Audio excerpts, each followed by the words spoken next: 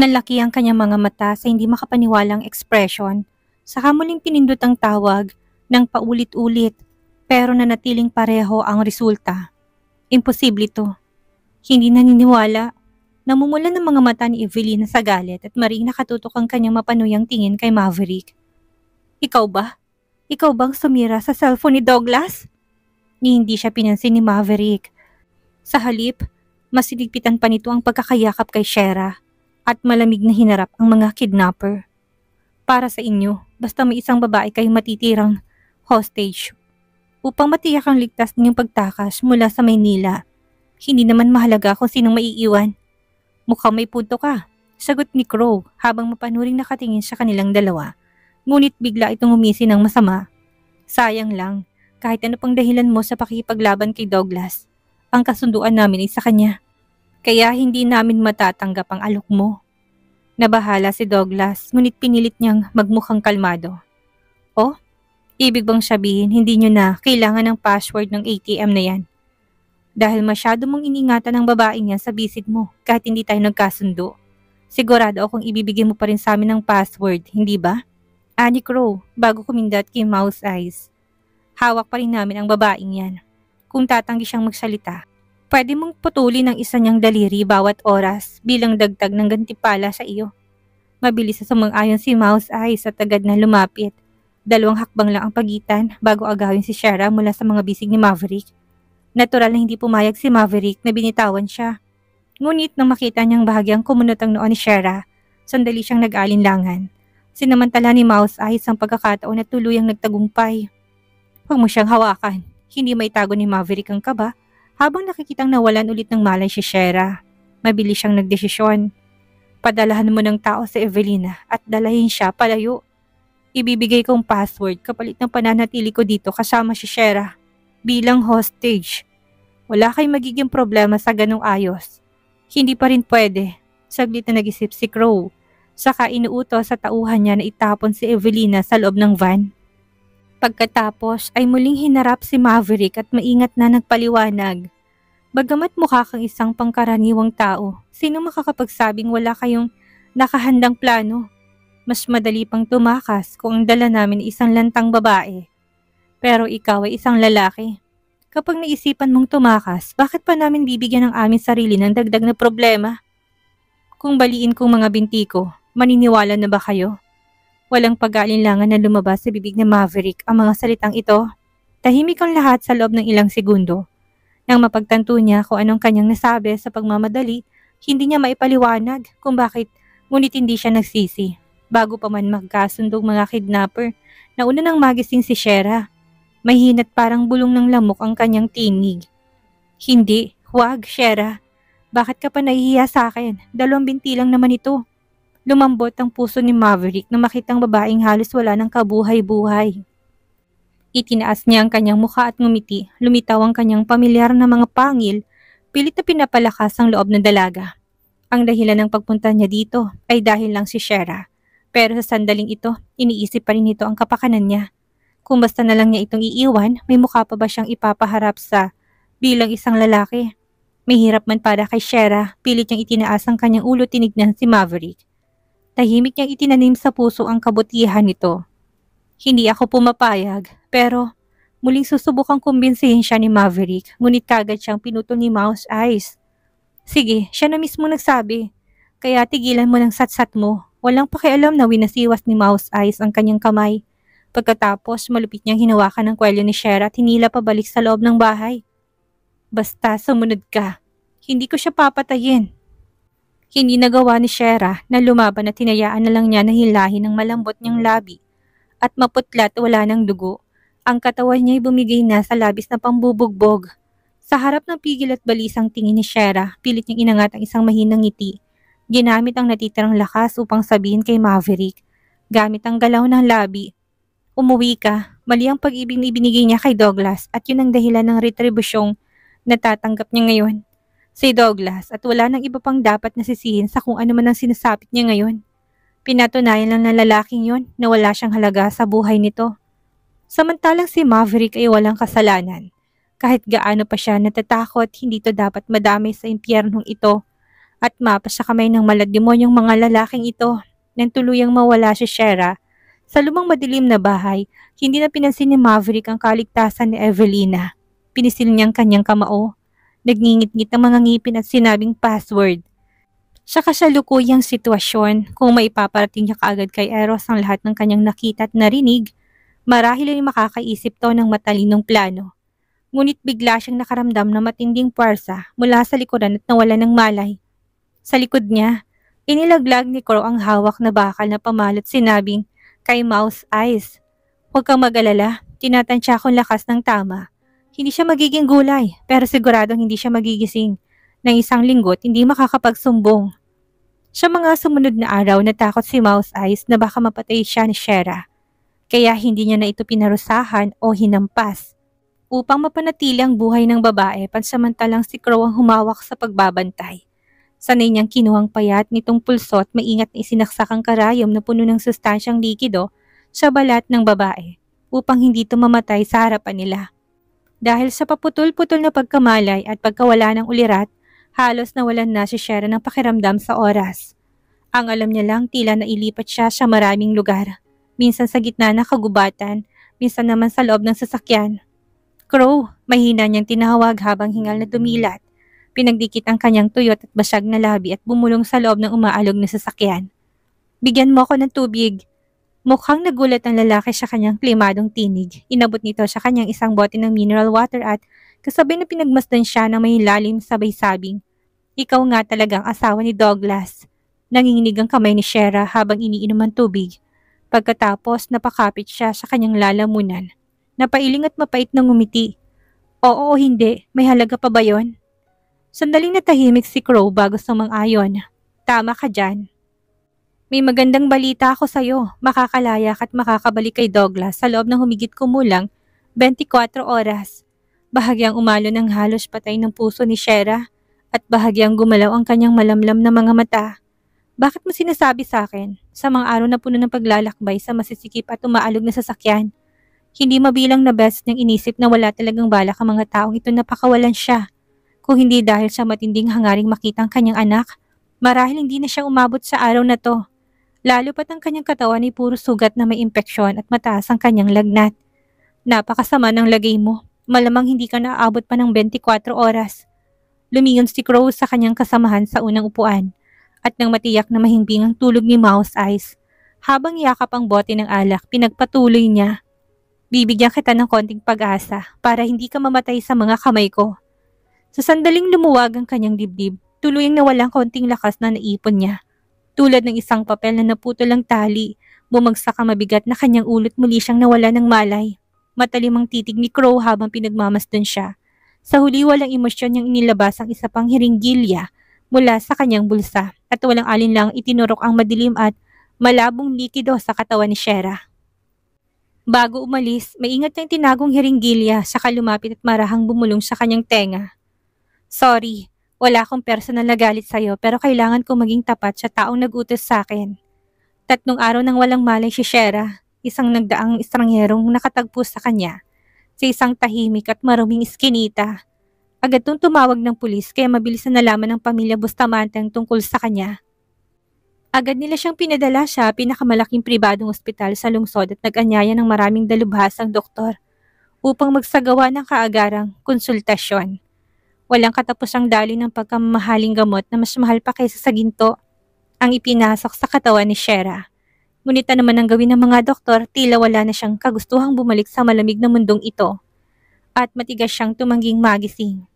Nanginginig ang mga kamay na matandang Bustamante habang hinahaplos ang galos-galos na braso ni Sherang nakausli mula sa kumot. Hindi napigilan ng matandang pagbagsak ng kanyang luha. Sa gitna ng kanyang dalamhati, galit niyang tinungkod ang kanyang tungkod at tinampas ng malakas si Douglas. Ikaw! Ano bang meron kay Evelina para baliwalain mong buhay at kamatayan ni Shera? Hayop ka!" Hindi umimik si Douglas at hinayaang tumama sa kanyang bawat hampas ng tungkod ng matanda. Matapos ang matagal na katahimikan, mahina niyang ibinulong sa sarili. "Hindi ko inakala na magiging ganito." Napangangamatandang ginang sa kanyang sagot. Ang dibdib niya mabilis na humihingal dahil sa matinding emosyong nararamdaman. Sa tulong ng dalawang kasambahay, pilit niyang pinatatag ang kanyang sarili. Ngunit bigla siyang nag-angat ng kamay at pinagsampal ang sarili. Ang pamilya Bustamante ay may apo palang tulad mo. Lahat ng ito'y kasalanan ko bilang isang lola. Kung alam ko lang na mangyayari to, dapat noon pa lang pumayag na ako ng hilingin ni Shera na makipaghiwalay sa'yo. Kung hindi paano siya hahantong sa ganitong kalagayan. Kasalanan ko ito.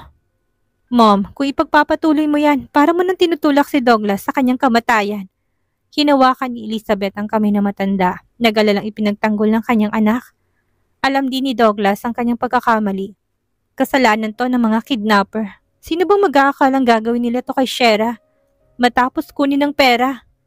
Nagimbal si Douglas at biglang lumuhod sa harapan ng kanyang lola. Lola, patawarin mo ko. Alam ko ng pagkakamali ko. Hindi ako nag-iisip ng tama. Alam kong nagkamali ka, pero anong silbi ng pagsisisi mo? Mapapalitan ba nitong isipin na si Shera ay magpapabangon siya? Tinulak na matandang ginang si Elizabeth at malakas na itinamang kanyang tungkod sa sahig. Ang kanyang malabot pagod na mga mata, puno ng dalamhati at galit. Hindi ka pwedeng umalis dito hanggat hindi pa nagigising si Shera.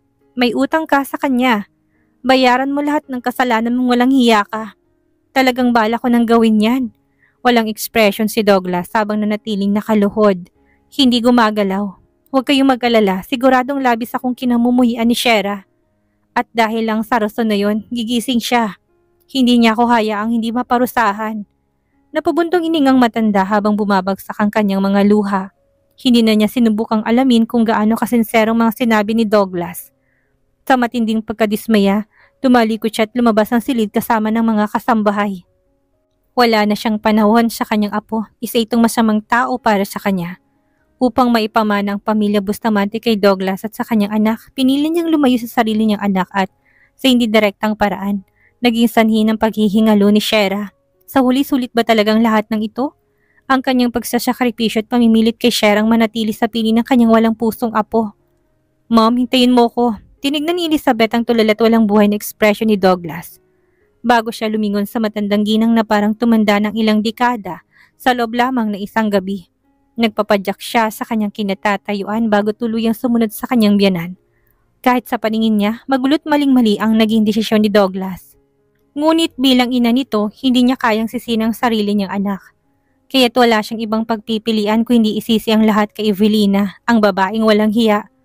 Nang tuluyang lumabas ang lahat ng tao sa silid, dahan-dahang tumayo si Douglas. Nakatingin siya kay Shera na nakahiga sa kama. Maputla, mahina at halos wala ng buhay. Ang dugo ang imahe niya noong siya'y natagpuan, hindi maalis sa isipan ni Douglas. Sa nakalipas na 3 araw, hindi man lang siya nakapikit para matulog. Paulit-ulit na bumabalik ang samot-saring emosyon. Pagsisisi, pagkalito at matinding sakit. Habang lumilipas ang oras at hindi pa rin nagigising si Shera, parang sunod-sunod ang suntok sa kanyang dibdib. Ang mga alaala ng kanilang masasayang sandali noon. Mga alaala na ngayon tila isang panaginip lamang. Isang panaginip na nagpapaalala kung gaano siya naging hangal. Kung nalaman niya lang na aabot sa ganitong puntong mga pangyayari. Kung mabibigyan siya ng pagkakataong pumiling muli, walang pag-aalilangang si Shera ang pipiliin niya. Hindi si Evelina. Ngunit sa mundong ito, maaring baguhin ang mga desisyon, ngunit paano may babalik ang oras? Wala nang pagkakataon para ibalik ang nakaraan. Sa gitna ng matinding ugong sa kanyang tenga, niyakap ni Douglas ang kanyang ulot tahimik na sumigaw. Saka sunod-sunod na sinuntok ang pader na para bang doon niya inilalabas ang kanyang galit. Iniwan ng mga bakas ng dugo sa kulay rosas na dingding. Marami siyang gustong sabihin kay Shera, kaya hindi niya kailanman papayagang basta na lang. Matapos ang lahat ng walang pahintulot, ang kinatatakot niya ay kung talagang mamamatay ito. Sa natitirang bahagi ng kanyang buhay, makakalimutan pa kaya niya ito. Sa dapit hapon na ika-4 na araw, walang anumang babala, dumila si Shera. Napamaang si Douglas na matyagang nagbabantay sa tabi ng kama. Tinitigan niya ito nang hindi kumukurap at nang bigla siyang matauhan, nahulog siya mula sa upuan sa sobrang pagkabigla at kagad na tinawag ang doktor. Sa buong pangyayaring yon, nanatiling walang emosyon ng tingin ni Shera. Para bang nakatingin siya kay Douglas pero tila may iba siyang tinitingnan sa likod nito. Hindi kailanman inakala ni Douglas na magiging ganun siya kawalang magawa. Matigas niyang inayos ang gusot niyang damit na ilang araw na niyang suot. at mahina ngunit garalgal siyang nagsalita. Shera, gising ka na. Walang saysay na tumagilid si Shera na may blankong ekspresyon. Ang maluwag na hospital gown ay lalong nagpalitaw sa kanyang maliit na katawan. Ang balat na lantad sa kanyang kasuotan ay kasimpusyaw ng papel, ngunit puno ng mga bakas ng sugat at latay-latay sapat upang sindakin kahit ng pinakamalulupit na tao. Hindi malalaman kung gaano kasakit ang pinagdaanan nito. Muling bumilis ang tibok ng puso ni Douglas. Dapat sana'y nag-uumapaw siya sa tuwa na nagising si Shera, ngunit ngayon, habang nakaharap sa kanyang isang taong mistulang bangkay na naglalakad, hindi man lang siya makangiti. May kung anong mali. Ramdam niya ito, ngunit hindi niya matukoy kung ano. Sa hindi maipaliwanag na kaba at tensyon, sinubukan niyang kunin ang atensyon ni Shera. Dahan-dahan siyang lumapit habang malumani na nagsalita. Nasa ospital ka? Ligtas ka na? Hindi, masakit. Mahinang bumigkas si Shera, parang bumubulong sa isang panaginip ngunit bigla siyang napasigaw nang unang beses siyang lapitan ni Douglas. Kinuha niyang anumang bagay sa tabi ng kanyang kama at ibinato ito sa lalaki. Nanginginig at nagwawala. Huwag kang lumapit, bigyan mo ko ng gamot. Bigyan mo ko ng gamot. Isang basong nabasag sa noo ni Douglas at dumaloy ang dugo pababa sa kanyang muka. Matagumpay siyang napigilan sa paglapit kay Shera. Ang takot at pagkabaliw sa mga mata ni Shera, pati na rin ang sugat na muling bumuka ng ibato niya ang baso, ay nagdulot kay Douglas ng pinakamatinding sakit na kanyang naranasan sa buong buhay niya. Hindi niya maunawaan kung bakit ito nangyayari. Dapat ay si Evelyn ang babaeng pinakamamahal niya. Ngunit ngayon nakikita niya si Shera na nagdurusa ng ganito. Parang pinupunit din ang puso niya. Habang patuloy ang ingay ng mga nababasag na bagay, nagmamadaling pumasok ang mga doktor. Matapos masuri agad ang reaksyon ni Shera, pumasok ang isang nurse na may hawak na hiringgilya. Hinawakan ng ilang tauhan ng kanyang nagwawalang mga kamay at paa, saka maingat na tinusok ang karayom sa kanyang kalamnan. Noon labis na iniwasan ni Shera ang maging pabigat sa iba, ngunit ngayon para bang tinuring ang mga kaaway ang lahat na nasa silid. Kahit sinong lumapit agad siyang lumalaban, ginagamit ang kanyang mga kuko at ngipin upang ipagtanggol ang sarili. Nakatayo lang si Douglas, tulala tila isang statwang walang buhay. Hinayaan mga doktor at nurse na maglabas-masok sa silid. Wala siyang lakas kahit na para igalaw ang kanyang mga daliri. Hindi niya kayang makitang babaeng nagkakaganito. Ano ang nagawa niya? Hindi nagtagal, lumapit ang doktor na may mabigat na ekspresyon sa muka at nagbigay ng conclusion kay Douglas. Mr. Bustamante, base sa reaksyon ni Shera, pinaniniwalaan namin ang mga hindi na matukoy na sangkap sa kanyang pagsusuri sa dugo ay malamang isang uri ng pinagbabawal na gamot na hindi pa naipapalaganap sa merkado. Nabulunan si Douglas sa kanyang laway at nanatiling kanyang tingin kay Shera na sa wakas ay muling kumalma. Parang ayaw niyang harapin ang sagot na susunod niyang maririnig. Kaya ilang beses siyang nag-alinlangan bago nagsalita. Ano ang ibig sabihin nito? Ibig sabihin nito ay may pagkakalulong si Shera sa isang hindi pa natutukoy na uri ng gamot? Sagot ng doktor na may mabigat na tono. Bati sa aking karanasan, nakahawak na ako ng mga katulad ng kaso noon. Sa huli, hindi kinaya ng pasyente ang sakit ng pag-iwas sa droga at nagpatiwakal sa loob ng ospital. Nanginig ng husto ang kamay ni Douglas sa kanyang tagiliran at nang iangat niya ito bigla niyang sinunggaban ng kwelyo ng doktor sa kanyang tingin na puno ng matinding galit. Parang gusto niyang lapain to. Ibig mong sabihin, magpapakamatay din si Shera? Napatras ang doktor sa gulat at agad na itinanggi. Hindi, ang ibig kong sabihin may matibay na kalooban ng asawa niyo. Kapag nagbalik ng kanyang katinuan, malaki ang posibilidad na kayanin niya ito. Dahan-dahang binitawan niya ang doktor, ngunit nanatiling matinding bigat sa kanyang dibdib. Inis niyang kinalas ang ilang botones ng kanyang polo, ngunit hindi yun nakatulong upang maibsan ang kanyang nararamdamang pagkapipi at pagsisikip ng dibdib. Sa gitna ng abalang silid, narinig niyang sarili niyang tinig, litong-lito at mahina. Hindi natin maaring hintayin na kusa siyang bumalik sa katinuan. May depression siya. Ano? Napasinghap ng malamig na hangin ng doktor sa narinig. Bigla siyang nawala ng kumpiyansa na magamot at mailigtas ang pasyente. Matapos magdalawang isip, nagbigay siya ng mungkahi kay Douglas, na ngayon ay para bang handang makipagdigma. Dahil hindi pa natin natutukoy ang eksaktong gamot na naging sanhi ng kanyang pagkakalulong, hindi natin alam kung paano makakaapektong mga karaniwang gamot sa rehabilitasyon sa kanya. Kung patuloy natin siyang painumin ng pampakalma, maaari nating mamiss ang mahalagang reaksyon ng kanyang katawan sa proseso ng gamutan at maaring lalong lumala ang kanyang kondisyon. Paano mo siya bubuhayin sa kanyang kasalukuyang kalagayan? Tanong ni Douglas habang nakatitig kay Shera. Nakahiga ito sa kama, tahimik na parang wala ng buhay. Hinayaan ng mga doktor na gawin ang anumang kailangan ng walang anumang reaksyon. Sa sandaling yon, ramdam ni Douglas ang tindi ng kanyang pagsisisi at sakit sa puso. Kung itong parusang tinakda ni Shera para sa kanya, walang duda, nagtagumpay ito. Ikaw ang asawa ni Shera, kaya kailangan namin ang iyong pakikipagtulungan sa bagay na to. Matapos makitang hindi nagalit si Douglas, maingat na ipinaliwanag ng doktor ang kanyang ibig sabihin. Ang paggamit ng malalapit na tao sa kanya upang gisingin ng pasyente ay isang karaniwang klinika sa pamamaraan. Kahit hindi man tumugon sa iyo si Shera, maaari kang gumawa ng isang bagay sa harap niya na dating nag-iiwan ng malalim na alaala sa kanya. Ang pagiging malapit ko sa kanya? Para bang nakarinig na isang nakakatawang biro si Douglas. Inangat niyang kanyang kamay upang pindutin ang kumikirot niyang noo. Ang gwapo niyang mukha ay napuno ng mapapait na pangungutya sa sarili. Malamang matindi ang galit niya sa akin. Matatawag pa rin bang pagiging malapit yon? Napakurap ang doktor sa gulat at napabuka ng bibig sa pagkabigla. Sa totoo lang, ang pagmamahal at galit ay dalawang anyo ng pagiging malapit. Kung walang pagmamahal, wala ring galit.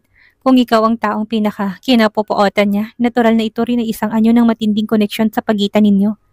Ang kaibahan nga lang, ito'y nag-uumapaw sa negatibong enerhiya.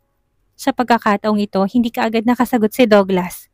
Mahigpit niyang pinigilan ng kanyang damdamin, hinigpitan ng kanyang kamao at pilit na pinakalmang sarili bago nagsalita. Basta't gumaling siya, handa akong gawin ng lahat.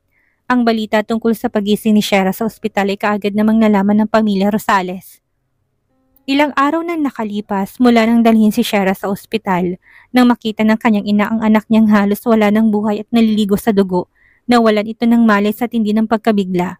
Dahil dito na natili si Alfonso sa bahay upang alagaan ng kanyang asawa, kasabay ng pagpigil kay Evelina na hindi man lang nagalusan upang hindi muna ito humarap sa pamilya Bustamante nang hindi ito napag-initan. Nung araw na yon, narinig ni Simang na may mataas na lagnat ang pag-uusap ni Alfonso at Evelina. Nanginig siya, itinapon ang malamig na tuwalya mula sa kanyang noo, hinugot ang karayo mula sa kanyang kamay at sinabing pupunta siya sa ospital upang makita si Shera. Walang nagawa si Alfonso upang pigilan siya kaya napilitan tong sama ng kanyang asawa sa ospital habang natakot. Mama, Papa, nandito na kayo. Sa harap ng kama tumayo si Douglas at bumati. Ibinigay ang kanyang upuan kay Simang na umiiyak ng malakas. Hindi siya umalis sa silid, sa halip ay nanatili siyang matangkad at matikas sa gilid. Pinagmamasdan ng bawat kilos ni Shera. Hinahanap ang anumang emosyon tulad ng sakit o panghihinayang sa kanyang ekspresyon. Mga damdaming nagpapakita ng tunay na pakiramdam ng tao. Sa kasamang palad naman karami ang luhang ipinakita ni Simang sa tabi ng kama. Nanatiling malamig ang tugon ni Shera na para bang katawan niya lang. Ang naroon at ang kanyang kaluluwa ay lumisan na patungo sa isang lugar na hindi na maaabot ni numan. Ang kaawa-awang kalagayan nito ay talagang nakakakonsensya. Sa harap ng ganitong kalunos-lunos na kalagayan ni Shera, sandaling naantig si Alfonso, ngunit matapos niyang magsalita ng maraming bagay at hindi tumugon si Shera, agad na napalitan ng galit ang kanyang awa dahil sa tila pagwawalang bahala sa kanya ng kanyang anak. Kaya halos sugurin niya si Shera noon din. Sa likuran niya hinawakan ni Douglas ang kanyang kamay bago ito makapanakit. Tumindi ang seryosong ekspresyon sa gwapong mukha ni Douglas. Pinisil pa niya ito ng mas mahigpit dahilan upang mapasigaw si Alfonso sa sakit. Douglas, bitawan mo ko. Aalis na ako. Hindi ba sapat na yon? Binaling ni Douglas ang kanyang malamig na tingin kay Alfonso. Saka diretsong tinaboy palabas ng salidang mag-asawang Rosales. Habang unti-unting sumasara ang pinto sa kanyang harapan, galit na kumatok si Alfonso. Habang patuloy na nag-iingay. Hoy Douglas, kahit na naging ganito na si Shera, hindi mo pwedeng ipagpatuloy ang ganitong buhay. Ilang beses nang umiiyak si Evelina sa bahay at sa panaginip niya. Pangalan mo pa rin ang sinisigaw niya. Dapat mo siyang dalawin kahit minsan. Papunta na si Douglas sa tabi ng kama nang siya'y mapahinto. Balak niyang balikan si Alfonso upang bigyan ito ng leksyon. Ngunit bago yun, likas niyang binalik ang tingin kay Shera. Nang marinig niyang pangalang Evelina mula kay Alfonso kung hindi siya nagkamali. Bahagyang nanginig ang kaliwang kamay ni Shera at ang kamay na puno ng tusok ng karayom. Maputla at halos parang walang buhay. Muling sumagi sa isipan ni Douglas ang bilin ng doktor.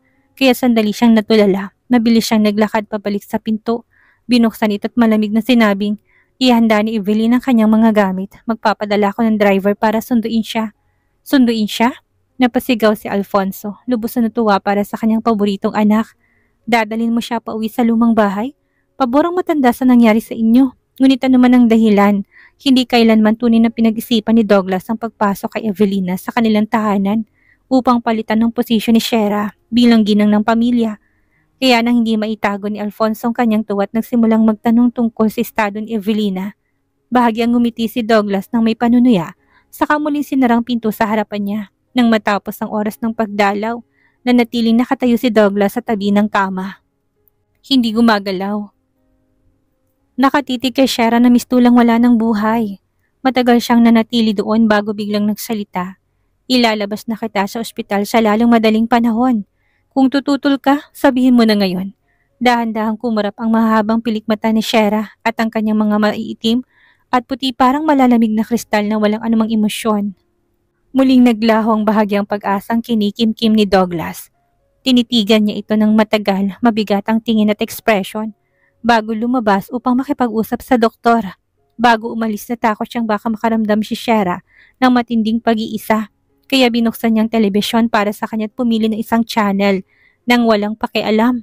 Bumukas ang pinto't muling isinara at ang masiglang tinig mula sa telebisyon ay lalong nagpatingkad ng katahimikan sa silid.